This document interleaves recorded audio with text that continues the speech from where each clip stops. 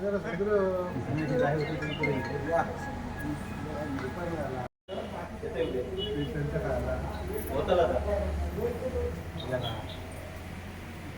प्रकट दिन आहे श्री स्वामी समर्थांचा.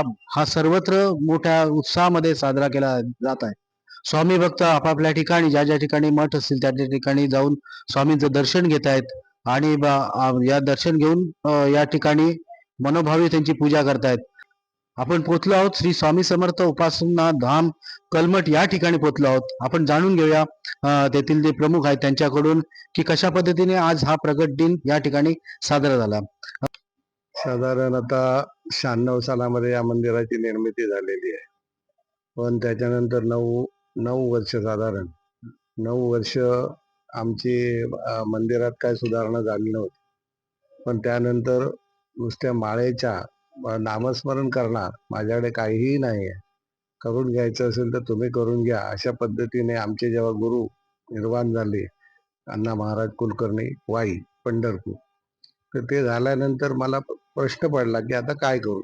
भालचंद्र बाबांच्या देवळात गेलो पश्चाताप होऊन, तेव्हा जेव्हा निर्वाण झालं असं समजलं तेव्हा, आणि तो खूप मला दुःख झालं त्यावेळी. आणि भालचंद्र बाबांच्या देवळात गेलो. भालचंद्र बाबांनी अगदी एक 20 मिनिटाच्या याच्यामध्ये समाधिस्थ असताना सुद्धा माझ्याबरोबर जी चर्चा केली, मी आहे, काळजी करू नको, मी तुझ्या पाठीशी आहे, काळजी करू नको, असं ते 20 मिनिटात आमची एक अंतर्गत अशी हे झाली, बोलली. आणि त्यानंतर मला हे परिचय व्हायला लागले. त्याच्यातून मग मी शिवडावला गेलो. आमचे नाडकर्णी, बाळ नाडकर्णी, शिवडावच्या मठात गेलो. त्यांनी विचारलं काय झालं मठाचं, तर म्हटलं अजूनपर्यंत काय सुरुवात पण झालेली नाही, पडूनच आहे. मला नारळ ठेवूया, मी त्या मठात डायरेक्ट की नाही चौतऱ्यावर नेऊन ठेवा. मी तो नारळ आणला. फक्त थांबू नका कुठे, फक्त थांबलो नाक्यावर आणि 4-5 नारळ घेतले. म्हटलं सगळ्यात देवाला आता शांत करून टाकूया. इथे आलो, बसलो. नेमकं इथे झाडी वाढलेली होती, ते काय करायचं असा विचार करत बसलेलो. आणि त्यावेळी की नाही हळूहळू म्हणता म्हणता दादा काय करताय, दादा काय करताय, असं विचार 13 माणसं जमा झाली. आता 13 आकडा अशुभ मानतात काय लोक, पण 13 हा माझ्या दृष्टिकोनातून पवित्र. कारण काय, रामाचं श्रीराम जय राम जय जय राम हे 13 अक्षरीच हे आहे, जप आहे. तर मी आपलं म्हटलं मला काय शुभ वाटतंय. ते शेजारची एक बाई आली, म्हणजे रंगजी म्हणून ते आमच्या मॅडम, ते नाही आहेत. तर त्या आल्याने म्हणायला लागल्या काका, मग 3 दिवसापूर्वी स्वामी आले होते माझ्या दरवाजावर, 2 चौकडीला असा हात ठेवला, अडवून म्हणाले मी आता येतो आहे, तू काय काळजी करू नको. आणि तिने की ना, आम्ही सगळे बाकीचे गेले, 6 जणच राहिलेलो, आणि तिच्याकडे नेमके बेसनचे 6 लाडू होते आणि 6 चहा घेऊन ती आली. आता आमची सगळी माणसं बाकीची गेली, फक्त 6 जण राहिलो. 6 जण राहिलो आणि 6 जणांनी त्या ठिकाणी नेमके तिथे ते आणले, त्या प्रसाद मिळाला. आणि त्याच्यानंतर ते नारळ दिले. आणि पहिलंच अमर पारकर म्हणून आमचे सर आहेत, त्यांनी म्हणाले आता मी सुरुवात करतो, हे 10,000 रुपये घ्या. अशी सुरुवात झाली. इथे मुरलीधर नाईक, विजय नाईक यांच्या माध्यमातून इथे खडी टाकलेली होती, सिमेंट टाकलेले होते, वाळू टाकलेली होती, काय काय लोकांच्या मदतीने चिरे होते. परंतु ते काम सगळं थांबलेलं होतं. तर आता म्हटलं काय करूया. तर मग म्हटलं आता माझ्याकडे साधारण या 2-3 दिवसामध्ये 40-45 हजार रुपये जमा झाले. आणि मी नंतर की नाही कलेश्वराज देवळात पंचायत समिती आणि आपलं जिल्हा परिषद निवडणुकीला उभे राहिलेल्या माणसांचा नारळ द्यायचा होता, मुहूर्त करायचा होता प्रचाराचा. तिथे मला बोलवलं. तिथे गेलो तर तिथे चर्चा झाली या मंदिराविषयी. तिथे आमचा विजय पोळ तो आला आणि मला दादा मला तुझ्या स्वामींच्या मंदिराचं काम करायचं आहे. मी तिकडे गेलो होतो मेस्ट्रीकडे, पण ते मला जमलं नाही, आमचं पटलं नाही. तर म्हटलं आधी बघ, तर सगळे सोडून जात आहेत, काम किती करायचं आहे, माझ्याकडे आता काही शिल्लक नाही, आणि अशा वेळेत तुला काम करायचं आहे, तर तू सगळं मला जर पुरं करून देणार असेल तरच ये. ताबडतोब आम्ही ते मीटिंग संपवली, इथे आलो, बघितलं. त्याने मला म्हणाला 4.5 लाख रुपये साधारण खर्च येतोय. मी तुला कलर बिलर करून संपूर्ण कोबा वगैरे घालून असं व्यवस्थित जाण्यासारखं मदत करून देतो. ते झालं आणि त्याच्यानंतर ही सुरुवात झाली ही 2006 साधारण. आणि त्याच्यानंतर परत त्या विजय पवनने सुद्धा अर्धवट काम करून खिडक्या लावायच्या राहिल्या, पुढचा दरवाजा. आता म्हणाले तूच करून घे, वरचं छप्पर राहिलं. आता म्हटलं हा पुरा पडला, आता आपण काय करायचं. म्हणून आमचे प्रकाश कामत, सृजन कामत यांना सांगितलं. ते म्हणाले आम्ही करतो. बघितलं छप्पर, तर म्हणाले 45,000 रुपये होणार. म्हटलं 45,000 रुपये तुम्ही खर्च करा आणि नंतर म्हटलं मला मी देतो, तुम्हाला मिळतील तसे. ते जमलं नाही. बरेच लोक आले, कोणाच्याही हातून ते झालं नाही. शेवटी स्वामींकडे मी त्या बाळ नाडकर्णींच्या तिथे सांगितलं की बाबा माझ्याकडे फक्त काय माळ, मी जप करणार आहे आणि जपातच ह्या गोष्टीचा काय तो अनुभव मला आला पाहिजे. आणि तसा तो अनुभव त्या 13 माणसांच्या निमित्ताने मला येत गेला आणि आजपर्यंत हे सगळं असं झालेलं आहे. 5 वर्ष गेली आणि त्याच्यानंतर संदीप सावंत माझ्याबरोबर आला. त्याने सुद्धा आपलं घरदार सोडून माझ्याबरोबर राहण्याची पसंती केली. असंख्य माणसं आली, इथे राहिली. काही तरुण मुली पण होत्या, त्यांनीही सेवा केली. त्यांची लग्न झाली आहे, त्यांना मुलं बाळ झालेली आहे. तर सगळ्यांचं स्वामींच्या कृपेने खूप कल्याण झालेलं आहे. आणि आजची गोष्ट जर म्हणाल तर आज सकाळपासून नित्यपूजा, कालच स्वच्छता किंवा हे आणखी बाकीच्या काय गोष्टी होत्या त्या सगळ्या आमच्या कालपासून सुरू झाल्या होत्या. 8 दिवस आम्ही हे मॉडिफिकेशन करण्याच्या प्रयत्नात आहोत. कारण आम्ही 23 एप्रिल 10, 11 आणि 12 एप्रिल या 3 दिवशी इथे गणपतीचं, स्वामींची प्रतिष्ठापना, विठ्ठल रुक्मिणी आणि आमच्या गुरूंचे मार्बलचे एक मूर्ती बनवलेली आहे आणि त्यांच्या मुलांच्या हस्ते ते करायसाठी म्हणून आजपर्यंत मी थांबलेलो. तर ते आता तो मुहूर्त जवळ आलेला आहे. ते आल्यानंतर आम्ही ते साध्य करण्यासाठी म्हणून हे थोडंसं मॉडिफिकेशन करूया म्हणून लोकांना आवाहन केलं, पण मला काय प्रतिसाद मिळाला नाही. अचानक गुरुवार झाला आणि शनिवारी अचानक ही मुहूर्त रोवली गेली आणि हे तोडा आपण असं करूया आणि ती सुरुवात केली. जितकं होईल तेवढं तरी करूया का, म्हणजे सुरुवात तरी करूया. इकडे आज ट्रान्सफर केलं, हे होमकुंड बदललं, ते तिकडे जागा व्हावी म्हणून प्रयत्न केले आणि हे सगळं जरा लोकांची गर्दी होते म्हणून चांगलं दिसावं याच्यासाठी प्रयत्न चाललेले आहे. तर आज सकाळची नित्यपूजा, त्याच्यानंतर ब्राह्मणांमार्फत स्वामी याग, त्याशिवाय स्वामी पारायण, त्याशिवाय महाप्रसाद, अशा प्रकारचे कार्यक्रम आतापर्यंत चालू आहेत. संध्याकाळी आम्ही कोणालाही भजन किंवा कुठल्याही बाबतीचं नाटक किंवा अशा प्रकारच्या याच्यामध्ये जात नाही. कारण काय, पहिल्यापासूनच अशी शिस्त आहे की कोणाकडे मी काय मागत नाही. जे झोळीमध्ये किंवा त्या पेटीमध्ये येतं किंवा जे स्वतःहून सांगतात की बाबा तुम्हाला आम्ही ही मदत करतो, अशा मदती मी स्वीकारतो. आणि ते जे येतंय त्याच्यामध्ये नारळ येऊ दे, अगरबत्ती, काय जे काय येतं, तूप येतं, तेल येतं, सगळं येतं, ते फक्त देवाचं जनता जनार्दन त्यांना अर्पण करायचं म्हणून अन्नदान सतत चालू आहे. 2 पौर्णिमा अमावास्या या 2 दिवशी आम्ही इथे मृत्युंजय जपाचा हे करतो, आवाहित करून होम करतो. त्याला सुद्धा कोणी येऊन बसू शकतो, त्याची इच्छा असेल ते. आणि तो होम करण्यामागचं एक कारण आहे की लोकांना सांगितलेली भक्ती लोक काय मनापासून करत नाही. कुठलीही गोष्ट सांगितलं आपलं काम होण्यापुरतं करतात. मग आम्हाला कुठेतरी त्या गोष्टीतून कुठेतरी उभारी मिळाली पाहिजे, ते काम झालं पाहिजे, लोकांची कामं झाली पाहिजेत, ह्यातून ऊर्जा निर्माण करण्यासाठी म्हणून ते 2 होम करतो. त्या होमासाठी सुद्धा 10 वर्ष झाली. एका तूप देणारे सुबोध रावराणे म्हणून वैभववाडीचे, ते मुंबईमध्ये असतात. तर त्यांनी सतत कोरोनाच्या काळापासून आजपर्यंत 10 वर्ष सतत तूप आम्हाला पुरवता येतो होमासाठी. आणि होम करण्याचा उद्देशच एक आहे की वातावरण शुद्धी शास्त्रात सांगितल्याप्रमाणे. आज विज्ञान त्याला नाकारते की होकार देत आहे ते माहित नाही, पण गैरसमज आहेत. आज होम हवन सगळं थांबलेलं आहे. तर ते स्वामींनी देह ठेवण्याच्या पूर्वी 8 दिवस जो होम केला जमदग्नी मठामध्ये, तो होम करण्याचा ते दृष्टी ठेवून त्यानंतर पसायदान 900 वर्षापूर्वी ज्ञानेश्वर माऊलींनी जे काय विश्वशांतीसाठी आज जे घडतंय ते त्यांनी 9 वर्षापूर्वी ओळखलेलं होतं. आणि त्यावेळी पसायदानाची त्यांनी मागणी केली परमेश्वराकडे की सगळे जर लोक सुखी झाले, विश्व शांत झालं, तर आपल्याला शांती मिळणार.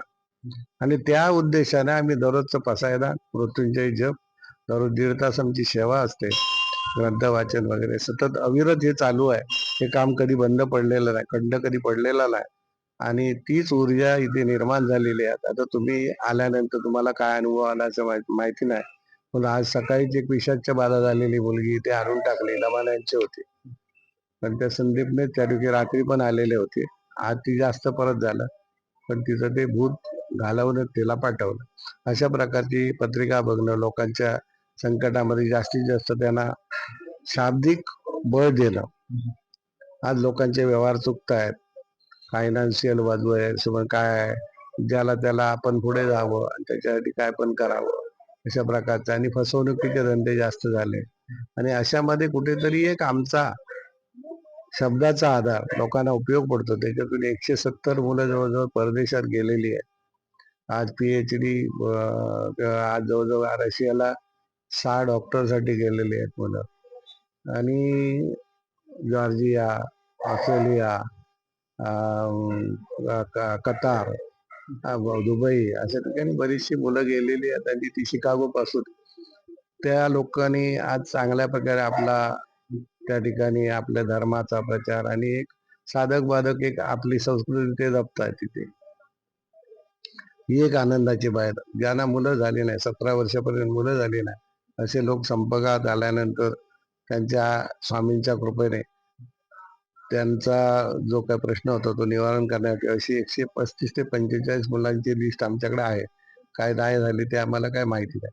पण हे सगळं नुसतं माळ घेऊन हातात नाही, नुसतं नामस्मरण जप किंवा असं नाही. सर्वसामान्य समाजासाठी लागणाऱ्या ज्या ज्या गोष्टी असतील, जे जे काय काम असेल ते इमाने इतबारे करणं. आणि ते करणारे फक्त सर्व साक्षी स्वामी आहेत. आम्ही स्वामींच्या पायाखालचा कचरा, ही आमची योग्यता आहे. तर ते सगळं सांभाळून स्वामींनी जे आम्हाला आजपर्यंत धैर्य दिलं, आजपर्यंत जी चिकाटी, त्यांनी हे सगळं दाखवलं. आणि त्याच्यातून लोकांना त्याची उमज यावी, समज यावी, आणि त्याच्यातून येणाऱ्या काळामध्ये लोकांची जी मानसिकता आहे ती टिकून राहावी, किंवा येणाऱ्या काळामध्ये येणाऱ्या महामारी किंवा अन्य युद्धाचे पडसाद किंवा अन्य काही गोष्टी ज्या युद्धामुळे च्या प्रादुर्भावाने होणाऱ्या आहेत, महागाई आहे, इतर गोष्टी आहेत, त्या सगळ्या जर त्याच्यातून तरायचं असेल तर आपला एकमेव परमेश्वरच आपल्याला साथ देऊ शकतो. माणसाची माणसाला साथ कधीही मिळणार नाही. आणि पैसा असल्यानंतरही माणसाकडे तो किती दिवस टिकेल याची खात्री नाही. तर अशा अवस्थेतून जात असताना आपल्या या मंदिराचा असा उपक्रम चालू आहे, तो अविरत चालू राहावा, सगळ्या लोकांचं सुख समाधान शांती मिळावी, अशाच प्रकारचे दर गुरुवारी आमचं पारायण असतं. सामूहिक पारायण म्हणून करतो, पण लोक त्याच्यामध्ये प्रतिसाद देत नाही. कोरोनाच्या आधी भरपूर असायचे, 30, 35, 40. कोण आजारी पडला तर आम्ही मृत्युंजय जपाचं त्यांच्या घरी जाऊन मृत्युंजय जप करत होतो, स्वामींचं पारायण करत होतो. त्याच्यातून सुद्धा लोकांच्या, आणि हे माझ्या गुरूंचं काम आहे, तर त्याच्यातून बऱ्याच लोकांचे प्रश्न सुटत होते. त्यांच्या मागच्या व्याधी किंवा हे असतील तर त्या सुटत होत्या. अजूनही बरेचसे पेशंट या ठिकाणी जे म्हणजे एकदम बाद झालेले असे डॉक्टरने सांगितले ते सुद्धा सुधारलेले आहेत. पण ज्याच्या त्याच्या प्रार्थनाप्रमाणे भावनेचा खेळ आहे. भाव तोची देव. जर भाव असेल तर देव प्रकट होणार आहे, नाही तर देव आहे परंतु आमचा भाव नसेल आणि नुसतं स्वार्थच असेल तर तिथे नाही. काय लोकांची अशी अपेक्षा ते स्वामी आता स्वामींच्या प्रत्येक मंदिरामध्ये गर्दी होते, आमच्याच होते असं नाही. इथे सिंधुदुर्गामध्ये जिथे स्वामी समर्थ हे नावच नव्हतं, परंतु आज स्वामींची जवळजवळ 25 ते 28 मंदिरं झालेली.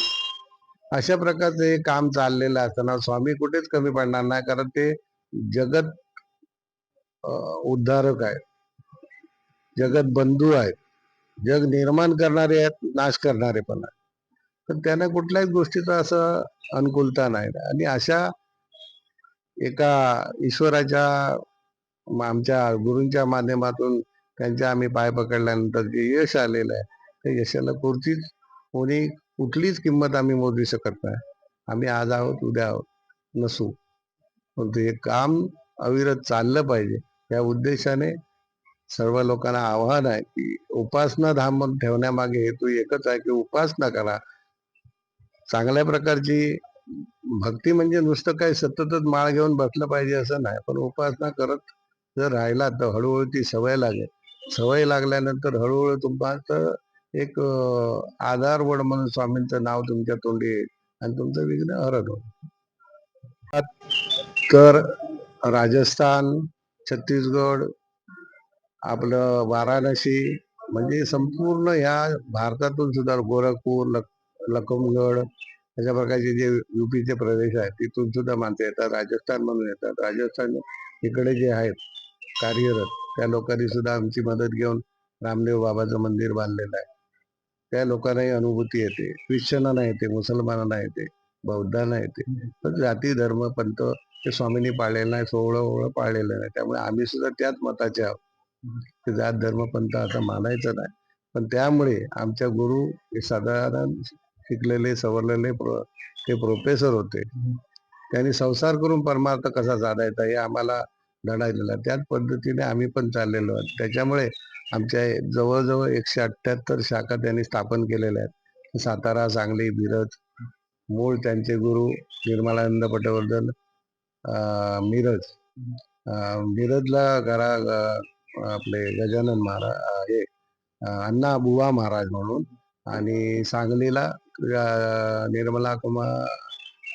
निर्मलानंद पटवर्धन त्यांचे गुरु. अशी गुरु परंपरा चालत आलेली आहे.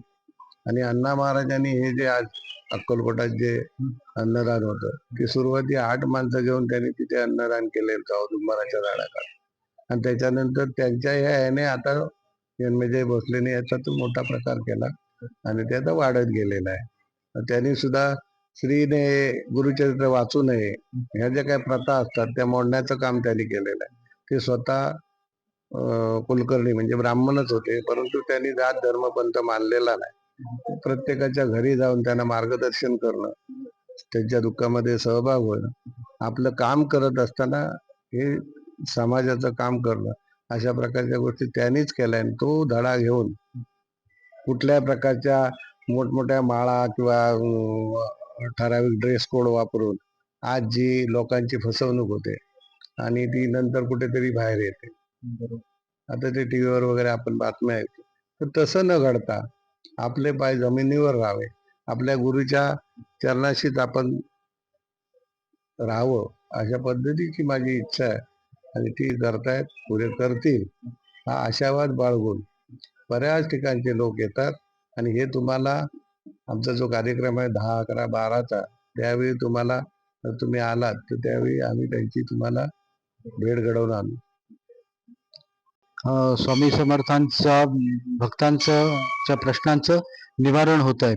आज दिवसभर हा प्रगट दिन जो आहे तो या ठिकाणी चालू राहणार आहे आणि त्या निमित्ताने दूर दूरवरून स्वामी भक्त या मठामध्ये येत आहेत.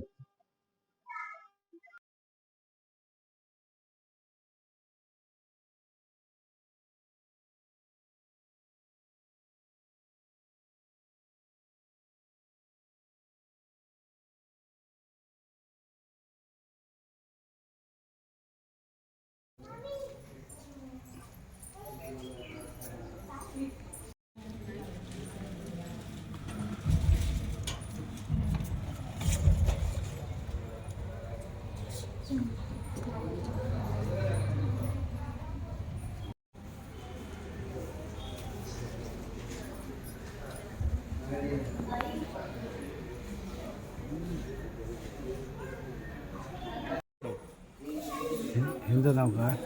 ते माझ्या लक्षात नाही. ओके, चुकीची माहिती नको. नाही बरं.